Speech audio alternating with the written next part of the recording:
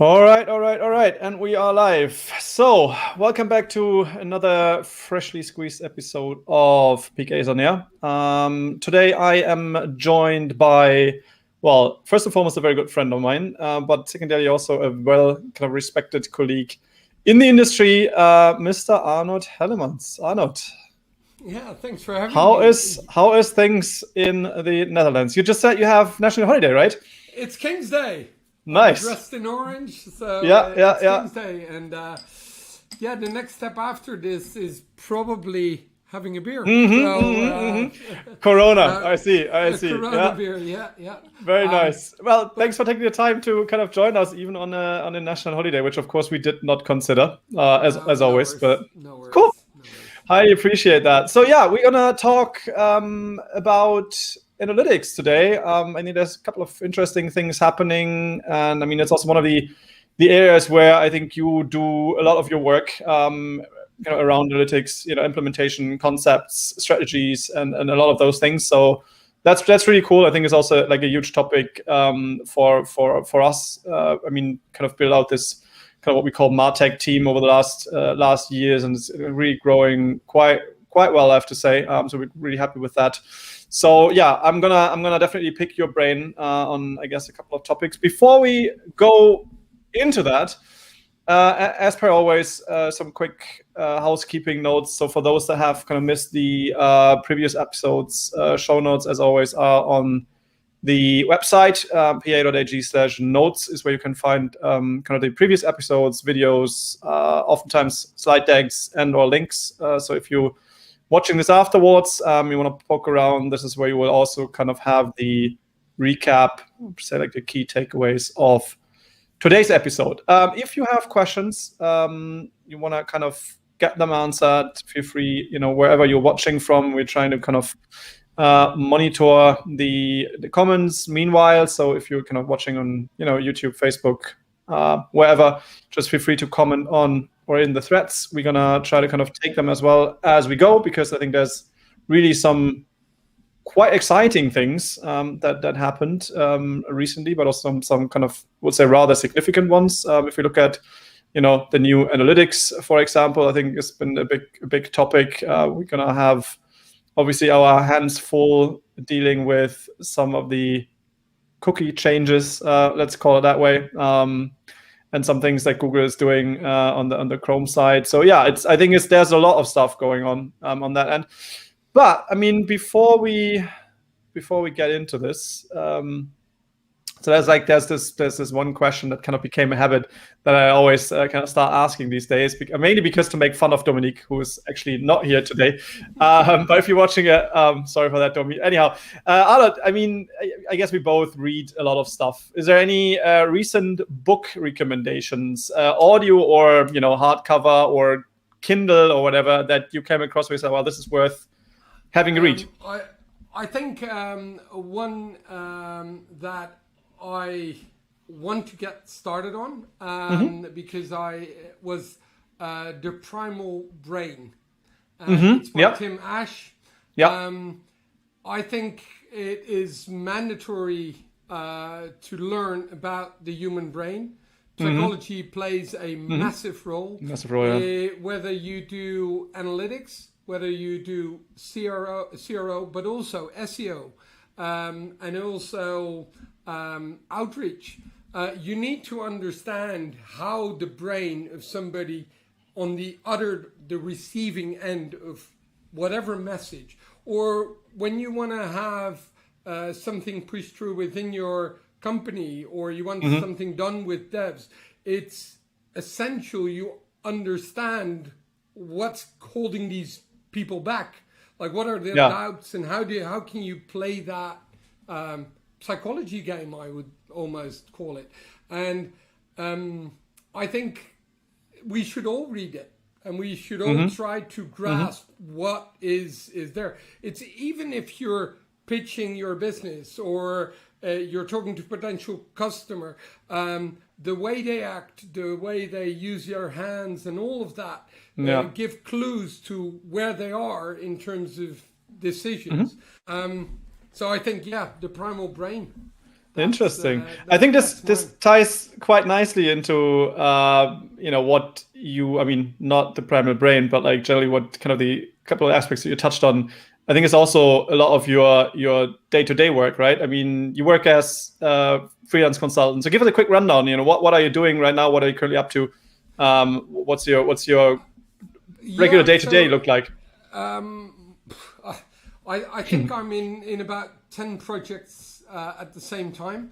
So my day-to-day is some is a bit of auditing, some is setting up a full content strategy. The other one is coaching a large company, a large corporation to build new internal teams. Right.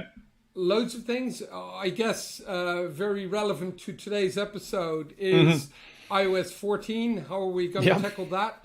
Offline conversions. How do you own your data? So I've been doing a lot of analytics stuff. And so it's all around. It's all over the place. I just did a bit more on the CRO and positioning part for a company. I basically do what interests me. And that's the fun of being a freelance consultant. Very true. Is Very that true. you can move around a bit more than actually having an agency or being in-house. So yeah, that's pretty much what I've been doing this month. I think a massive, and we'll get to it, is basically fixing the measurement, but on your own end. So a lot of they think that Google Analytics tells them everything, but essentially, and I've been talking about this loads of times, I think Google Analytics is broken by default. There is so much which is not true in there, and so many people don't understand all these kind of things. So that's a lot of what I've been doing. And I'm actually writing an article, it's almost finished, on a little tweak I found that can reattribute direct traffic up to 35-40% from direct into different sources. And the fix, I'll share the fix, and I'll send you the link to the article later.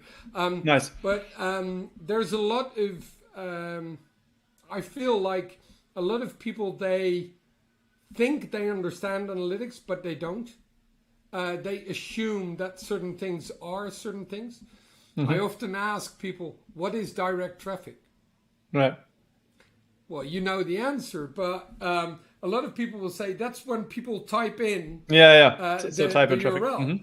But if you go into anybody's, if you're in-house, if you're in an agency, you open Google Analytics and there'll be like 30%, 40% direct traffic. Now, honestly, that's not what people are typing in. So it would be quite well-known brand at that stage. Yeah. Exactly. And so it's basically way bigger. And you need to understand this before a business can become data-driven. And what I often see is that in the majority of times, I'm just fixing analytics before doing fun stuff. I think you experience the same thing, right?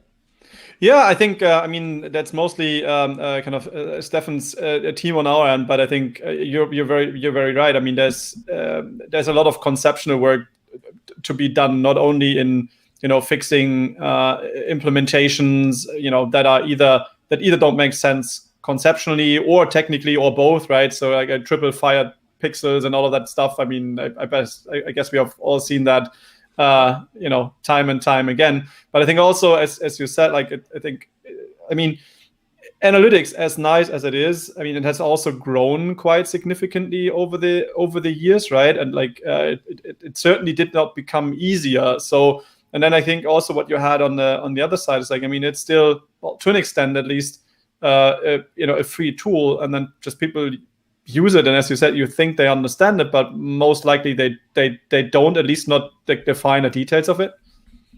I mean, so we all get this question: what is a good bounce rate? What Yeah, is a yeah, good what yeah, is yeah, a good e-commerce conversion rate? yeah, Absolutely no clue, and nor yeah. can you.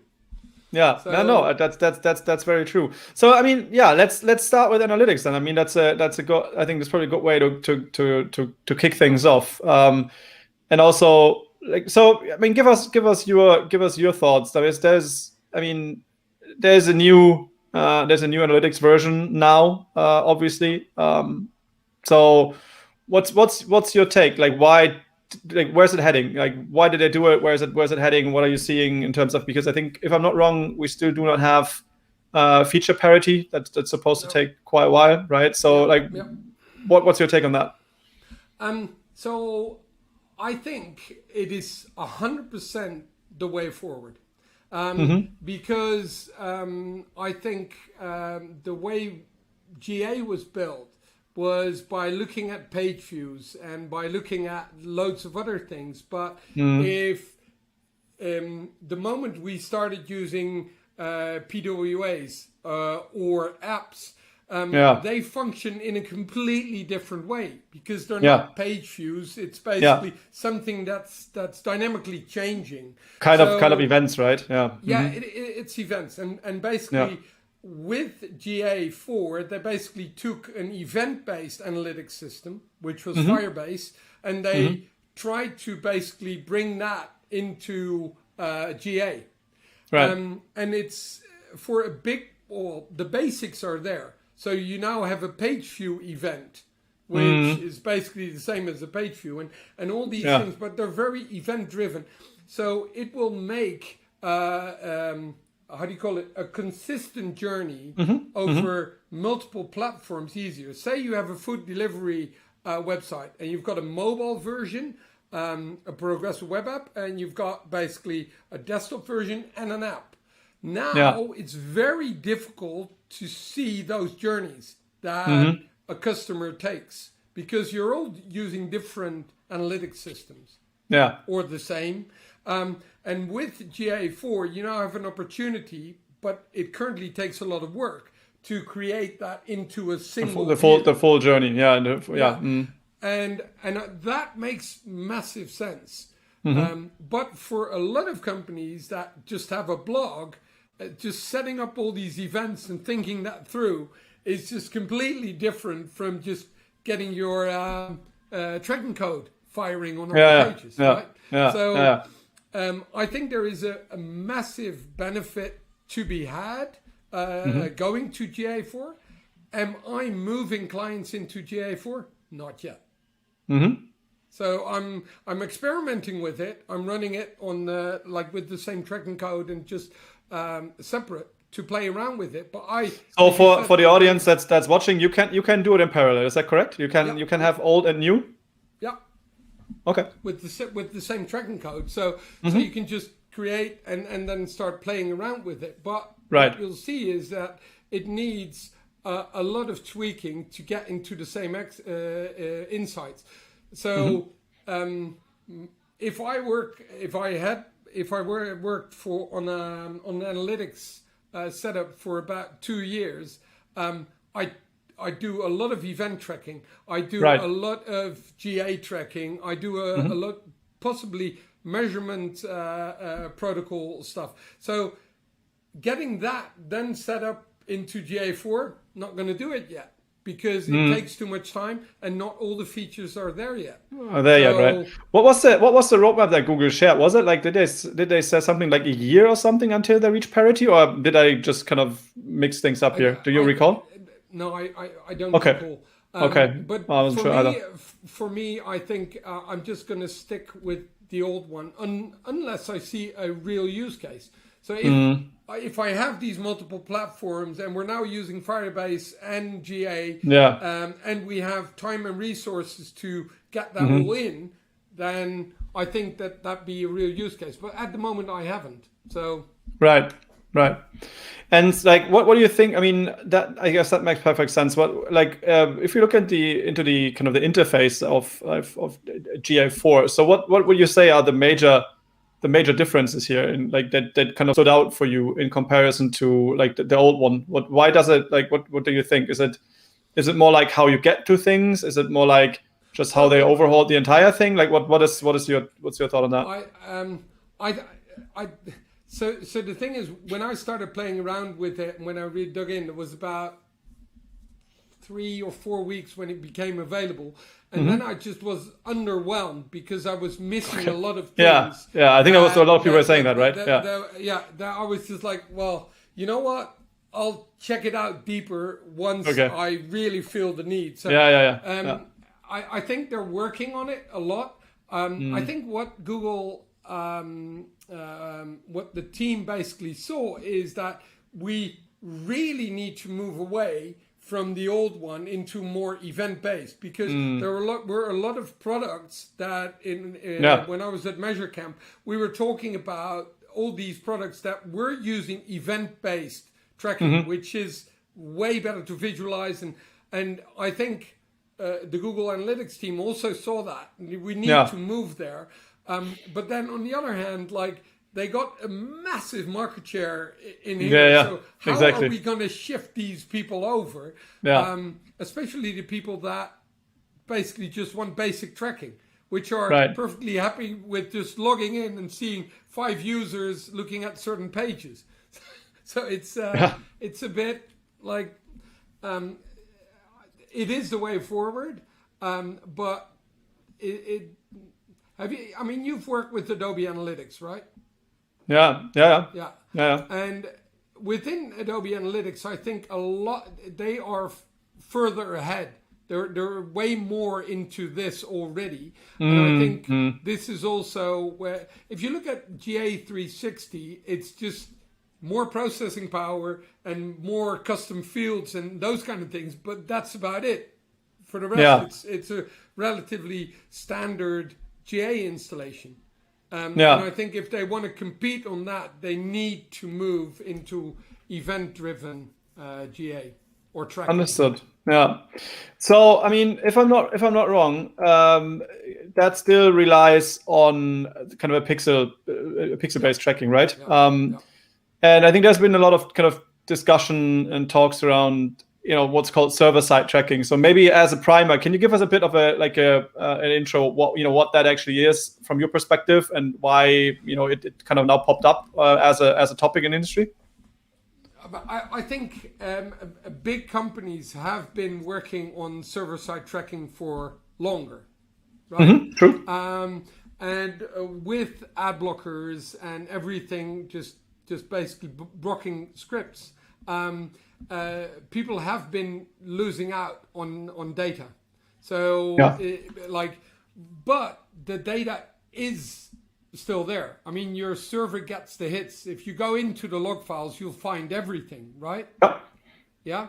And a lot of things you can do with server-side tracking is literally just getting that data, even if you're not supposed to. So even if somebody opts out for tracking, you can still get the data. And this has been going on for ages. So I think it's a really interesting move that's now happening, because there's a few big benefits on server-side tracking and these server-side containers. One is speed, because as we know, a lot of the tracking stuff that currently happens in the browser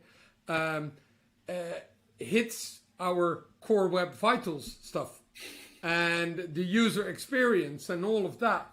If all of that is basically happening on your server and not the device, that's going to speed up things quite significantly.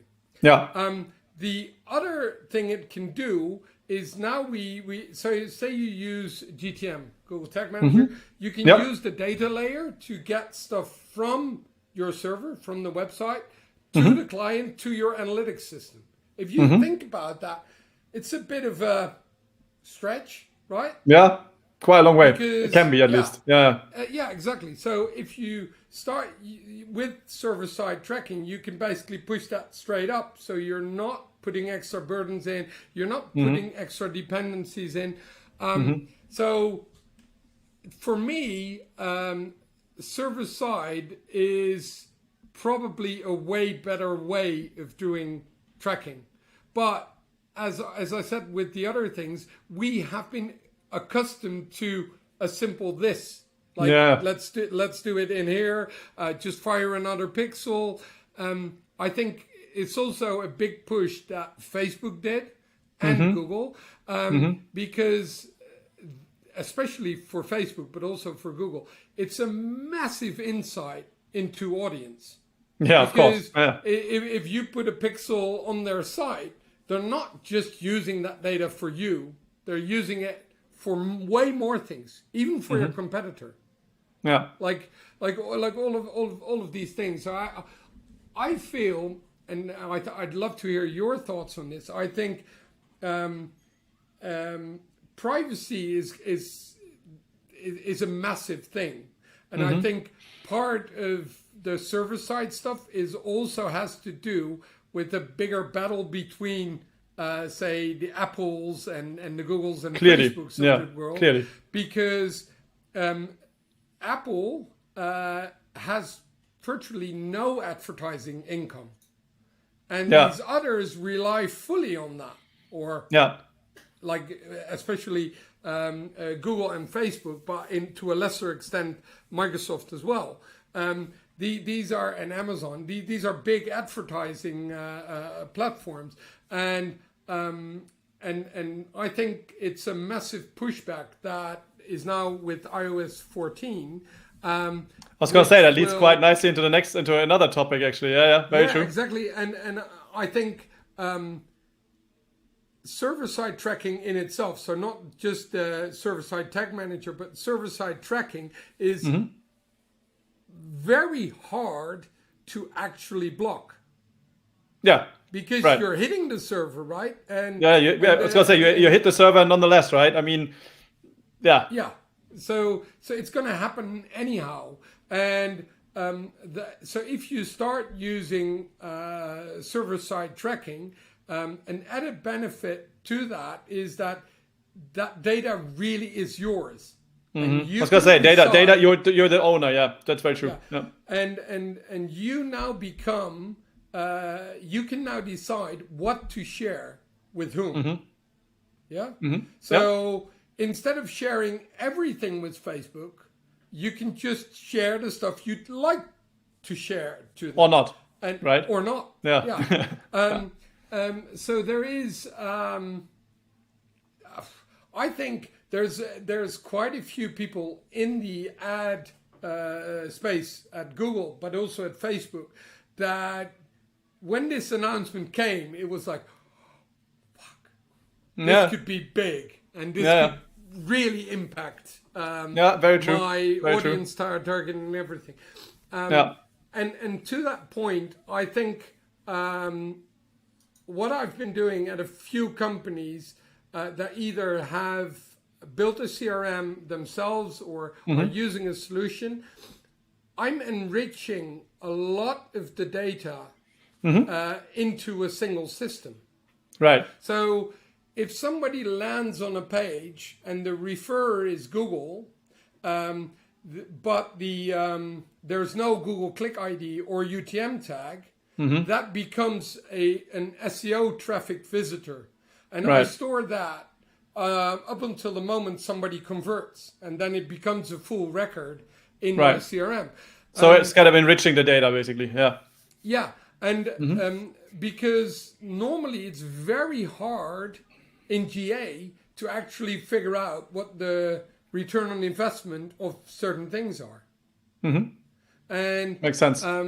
So I think if you want to be really data driven, you need to start looking at storing the data in your own systems versus or in your own database, or it can be your own BigQuery or whatever you're using to store the data, but don't just give it away. So I think we'll get into a phase where yes, we're going to use analytics, but if you can start driving analytics from within your own data set, it will give you way better insights and also a competitive advantage in some ways.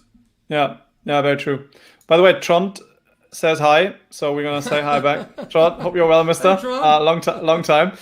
No, I agree. I think I think that's very true. I think there's a couple of trends that you kind of mentioned here, and I think that's equally true for us as well. We see a lot with clients that are I would say a bit more advanced in a way. Like, so I think data ownership and data storage is a huge topic that kind of leads to the fact that you see a lot more kind of requests on building out, like, own data warehouses or data warehousing systems, if you so will. And I think that goes back to what you've been saying.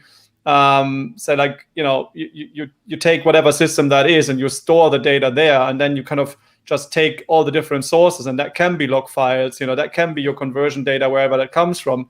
That can also be analytics data.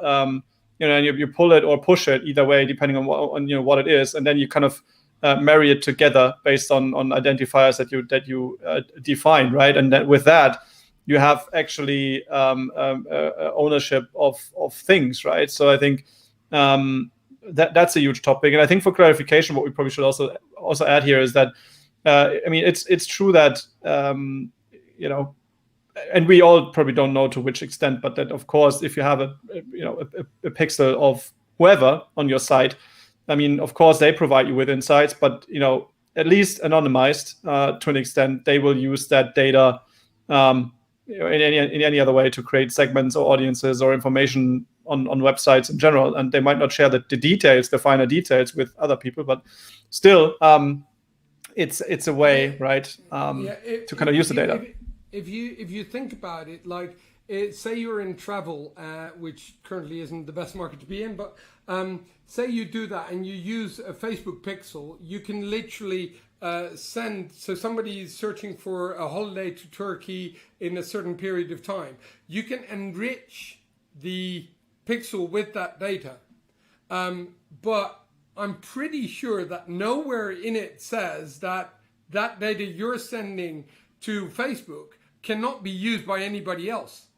Yeah. So if you're a big advertiser and you have a big travel platform, then that data could be used by a competitor. Of course, yeah. And these kind of things. So be very selective at what you give away. And I think this is exactly what now Apple is trying to prevent. Is literally saying you need explicit consent to send this data. To send this data, And the other thing is that I've seen Facebook claim conversions where I'm quite sure they weren't theirs. Mm-hmm.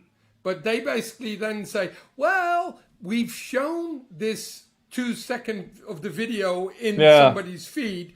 So that now is our conversion. So I often explain to people, like, say you're on the highway and you see like an advertisement on the right. Does that mean that should now claim your conversion? Yeah.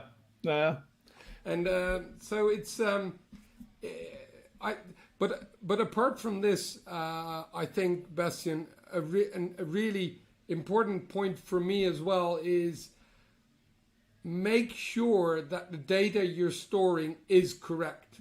Because I've seen so many times where the start of data, if we want to become data driven, make sure that your data is clean and workable with. Because I see a lot of people just storing all the data and then they basically notice, oh well, we can't really use this because it's corrupt or it's wrong. So what are some of the common kind of pitfalls and issues that you see people making, like, out of your head? Like what is the top stuff that you see that goes wrong all the time?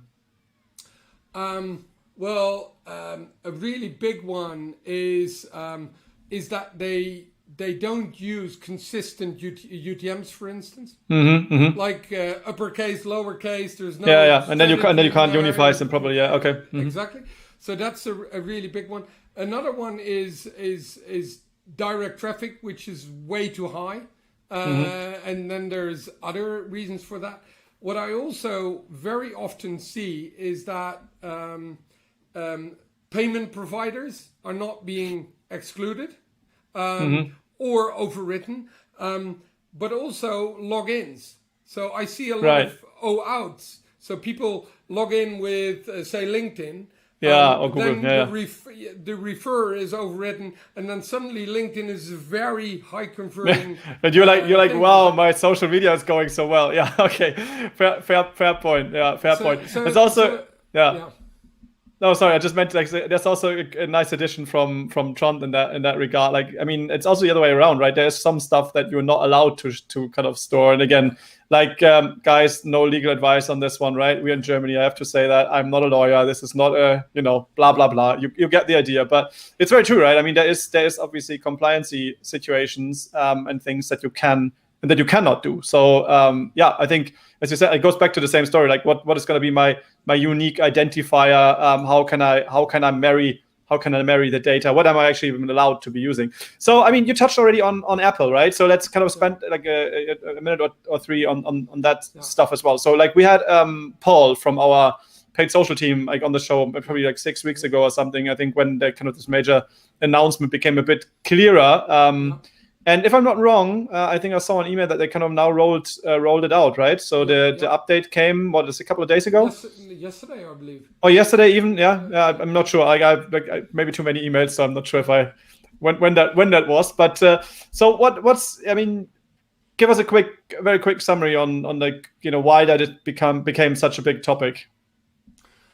Well, basically, what Apple is saying, you need explicit consent or real opt-in before tracking can take place.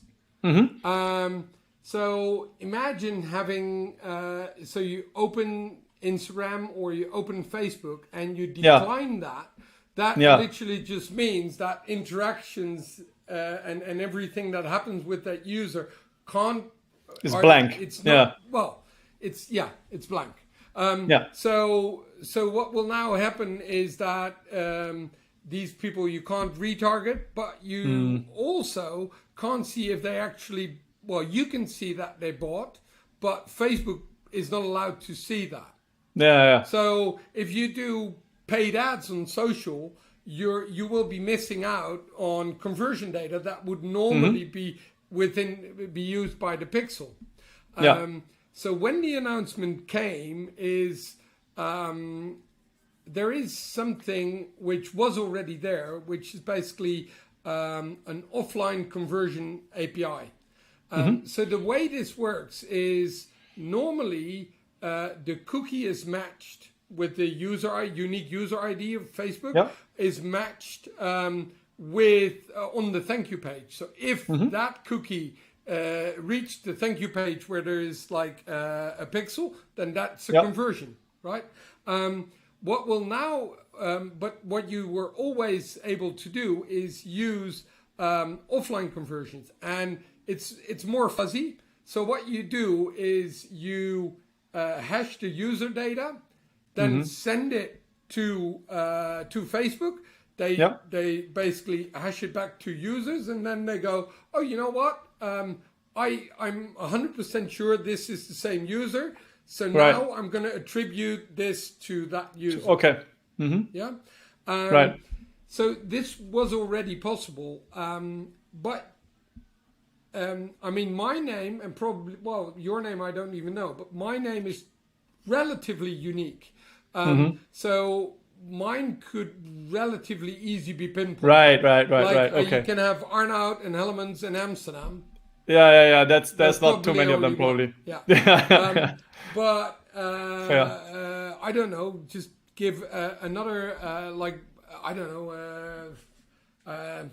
just a very common name. There might be 100,000 users. So and even within Amsterdam, there's 20. So how are you then going to pinpoint?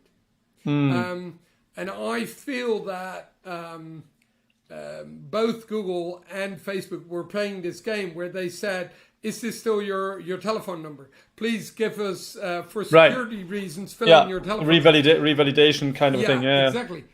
But it wasn't purely for that. It was also getting the up-to-date data, because now if it's first name, last name, telephone number, and location, there is a way bigger chance that they can pinpoint exactly who it was. Got it. Yeah. So it's kind of a hidden data enrichment if you're so well by your take. That might be my tinfoil hat. No, I get it. I see what you mean. But these kind of things. So basically, it prevents tracking through the traditional ways. Right. So you need to kind of put some more extra effort to at least have some half valid data, right? And Facebook really wants this, because otherwise if you don't do anything about it, you'll go like, why is there a 35% drop in conversions? Yeah. Facebook is not working. Let's shut it down. Yeah. Exactly. There we go. So they really wanna start fixing that. Yeah, understood. Do you think it's do you think there's gonna be like other things that we see on the horizon, except for like the kind of the methodology that you now mentioned, to kind of, because I think from my outsider's perspective, because I'm not a tracking expert by means, like it is certainly more effort to do that, right? You need to hash it. You need to spend some more time on doing that properly, and then it goes back. It is even, as you said, it's a bit more fuzzy. Do you see any other methods that you think potentially might come up? Well, I think Facebook already, I think they built a plugin specifically to do this on WordPress and WooCommerce. Right. And I think that at some point, if I were Facebook, I'd develop this for all the big platforms. It's already there for Shopify, because what will happen then is you just install the plugin, you put your API key in to your ad account, and then that's been taken care of. Because that's where, if I were Facebook, I'd put my money in, like developing those kind of out-of-box solutions, because otherwise you're dependent on other people to upload the data to prove that you're worth using as a platform. Understood. So I think that's where they're going to move into way more. I mean, then at least it is easier for like the end user. I mean, the end user in the way of being like the person who runs the website, and not have to mess with like a lot of like development kind of resources, and I mean, which we usually don't get anyways, right? So I mean, all of those problems. Yeah, exactly. And I mean, it's but I think that's where it's going. And I mean, I'm really wondering what will happen is if people start flocking to Android, which I don't see happening very easily. But if they do, then it might not be a big problem. If everybody just stays with iOS and Apple, then this will become a bigger and bigger problem. And I think at some point, I suspect some really big companies are using way more advanced matching than just this. So you could basically not only send conversions, but you could send micro conversions of people that looked at interesting pages, and then send that back, and then use that as an audience again in Facebook. That way it is your private data, because Facebook doesn't know anything about that user. Yeah, they don't know what it is, right? Yeah, exactly. So I think some smart marketers will create some massively competitive advantages out of this. I see. Interesting. Yeah, that's actually very true, right? Because at the end of the day, they don't know what you're sending them. I mean, they know who it is, but they don't know what the event is. Exactly. Got it. Okay. Very exciting stuff. Yeah. So, I mean, I think another thing that I really meant to ask you, because I think another area that you kind of spend, let's say, a good chunk of your time in is on CRO and just making people convert better. Let's put it that way. And I think that's also one topic. I mean, obviously we could spend like an entire episode on just and longer on CRO topics, but I think there's one topic in particular which is somewhat related to tracking as well, and this is of course opt-in / cookie banners / privacy notes. Whatever annoying thing people need to kind of have to put up depending on the countries and regulations and whatnot they're operating in. So I mean, let's start from like the scratch here and spend maybe like another 5 minutes on this. Like, what's your general? Is there any general advice you would say you can maybe share on tools or the way how to implement it or general things that people overlook? So what I don't get is we've got all these tools that do cookie consent, right? None of them, as far as I see, actually took a lot of effort in understanding what their clients, aka the business, would like the outcome to be. So I see a lot of them that are literally like, do you accept all or decline all? And they're the same color, they're the same size. I see a lot of these too, and they're being used massively. I'm like, all over the place. But really? So what I started doing is I started taking screenshots of all the ones I bumped into. And there were some really good examples and really bad examples. The really good ones from a business perspective are the ones that make it very easy to accept all and make it slightly harder, but not frustrating, to decline or opt out.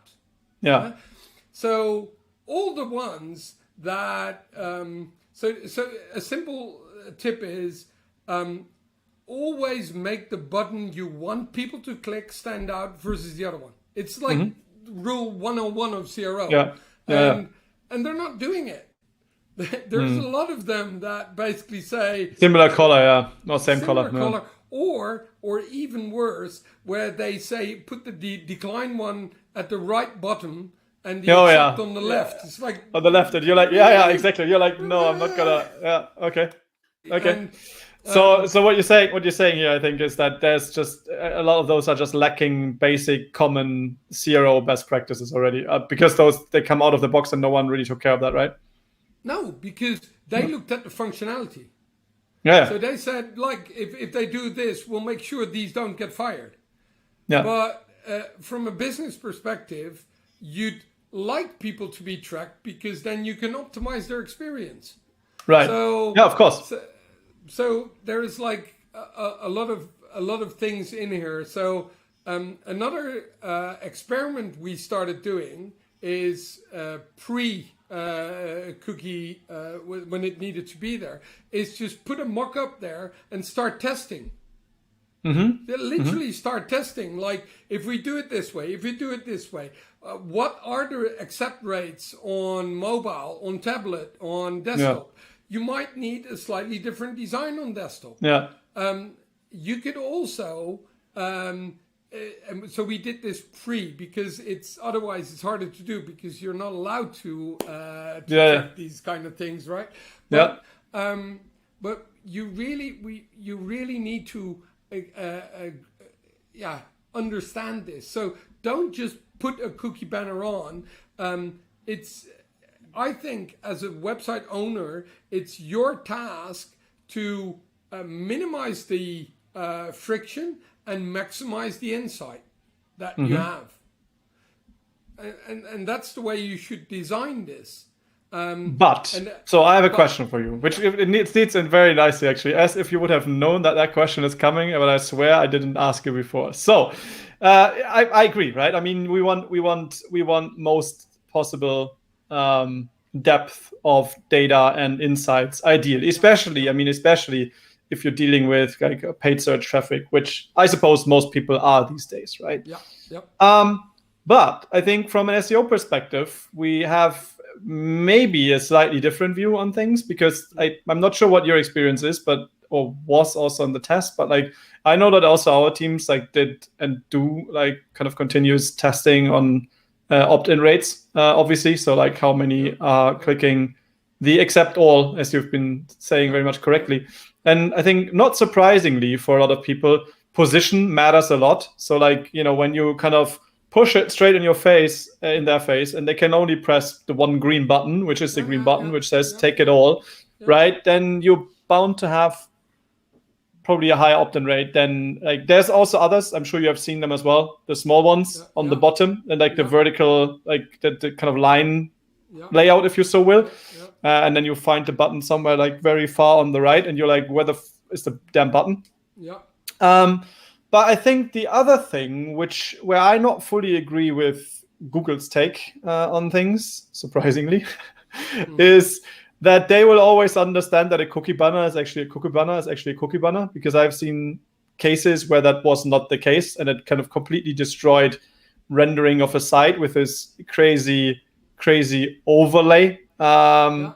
So yeah, I'm sometimes like, I'm sitting there like, yeah, it's great that you want to kind of have this massive cookie opt-in thing straight in your face, but you know, from an SEO perspective, I would rather keep the render somewhat clean or cleaner and make sure that, you know, this is not kind of there, or at least to like a different extent. Is there any kind of similar situations that you kind of came across, and or what is your take on that in general? Definitely. And like one of the things you can do, at least for Google, is not showing that cookie consent. So that's one of the things you can do. But from a user's perspective, these kind of things is, I mean, you always need to do this in a way that minimizes the impact. And this is more of a bit of a rant maybe, whereas I see a lot of companies building functionality and at the same time just it's so badly coded that it actually is a big issue. And whether it's tracking pixels or it's some of these cookie banner tools, right. Nobody looks at performance. So that's more. I think that's a big thing. I feel like vendors definitely have their own responsibility on that, and I don't think they take that responsibility. I mean, I haven't done this, but I guess a good one, as I said in the beginning, is just not show this to Google. But with Crocs, this, if you implement it wrongly, you'll see that it impacts a lot of users. Anyhow. Yeah. Especially if the stuff comes from, and I'm not going to name companies here, but there's like 3 very big ones right now, and they're all like incredibly slow, right? So like if you do not implement it, I really don't get it, and me neither. I've been talking to a company that does visitor playbacks, and the company I was consulting with, they were a massive user of these visitor playbacks. Right. The tracking code was so freaking bad. They were shipping like 300 or 400 kilobytes, and they're not even using it. It was like it was checking for updates on every request, like all kinds of stuff. So it's more of a, I don't know how. Have you thought about this? Is how can we educate them that this is an issue? Well, I think I have to admit, I kind of sometimes I just give up, because like, I don't know, like it feels like it's it's just like they don't get it. However, on the other hand, I think what Google does with the push to Core Web Vitals and some other initiatives around that, I think that's similar to what was with kind of happening with AMP in the past, was a massive education play, right? I mean, again, like I have a view on AMP, and that's not the most positive one, but that doesn't really matter. What it did though, and I think this is the biggest benefit of the entire initiative, was to kind of put performance kind of from a very niche-ish topic onto like kind of major people's radars, right? So it became a topic that's been talked about much more. And I feel like this is the only way it can go. Like when someone like a Google says, look, performance is a core part, and like, website owners will at some point have alternative tools that are fast, then those that are extra slow or they have shitty tracking codes need to change, right? This is, I guess, the only way it can happen. I think so. I spoke about this at another Core Web Vitals webinar at Semrush, but I feel that this is a pure play PR play, and they say significantly, and it is a ranking signal. Well, if it is, it's already in there in terms of people bouncing back because they have a bad experience. I don't feel like anything is going to be added. And I feel that, I genuinely think it's a great push for speed. I genuinely think I agree. Yeah. And I have been on board with that push for a long time. What I find a bit deceiving is that the only way to get people to start looking at it is by saying, "We'll make it a ranking factor." Yeah. And I think what's even funnier, and I said that actually a while ago, and now it became somewhat true. And I was like, I'm sure you have seen the tweet, literally straight before this all was supposed to happen, that I think Danny Sullivan published under the kind of official handle saying, look, well, maybe, the impact is not as severe, and, there might be not any major things that's going to happen. So that was literally what I've been saying, time and time again. I get it, but what can they do, right? I mean, if all sites in the top 10 are slow, it's not that they're gonna kind of remove the entire top 10 and add 10 new. Why? So this is it feels a bit similar to this HTTPS situation back in the day, exactly. where we were like, okay, but there was no measurable impact. There are still sites that do appear on non-HTTPS, and you're like, Well, and the other thing is, I was traveling to South America, Uruguay and Argentina, and this was after the HTTPS update. Yeah. Like literally, you'd need to take how do you call it? There was probably, I was renting cars and there was one site with HTTPS. They all accepted credit cards. It is 100% PR play. Whilst thinking about it, you could almost see they wanted people to move to HTTPS because this would also help them with their crawling. Because they're now supporting HTTP2, which can only be done on HTTPS. So it always fits into a way. There's always a bigger story behind those topics. That's for sure. And I mean the PR. I think the PR angle is a significant one that people oftentimes underestimate. I totally agree on that. I think we need to quickly add one more thing. I think the most brilliant thing that Google did was basically pushing for Android, because what they've done by having Android is people are always logged in, right? So of course, they consent to them monitoring your activity on your phone, doing all kinds of stuff. So they are winning that part massively in terms of insights. for sure because you've given consent on your core device to them if you have Android. You're not going to refuse that anyways, because you want the service. For sure, exactly. And you can't really decline it. No. Right. As soon as you log in, you're there. It's true. So a lot of these things, it's I feel like this is I don't know, it's just a very smart play they made there. In terms there's certainly some really smart people there. That's for sure. Arnout, we're already at 5, so I think we just we're gonna finish this one off. So a massive thank you for taking the time to kind of join me and have a chat. Highly enjoyed that one. I think there's so many things. But I think in general, start working on it. But my main message is store your own data.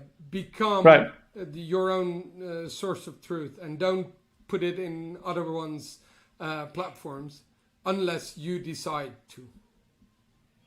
That's a good closing statement. So you need to build out on your own data warehouse and your data hosting and get that sorted, and then things will follow.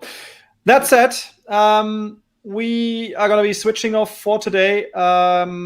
Thanks so much for dialing in. Thanks so much for the comments. If you are watching this this afterwards, or you want to follow up on some of the stuff that we've been talking about in previous episodes, pa.ag/notes is where you can find all of that. We are going to be off for today, and I'll see you guys next week, 4 p.m. German time, for another episode of PKs on Air. Cheers. Bye-bye. Cheers. Thanks.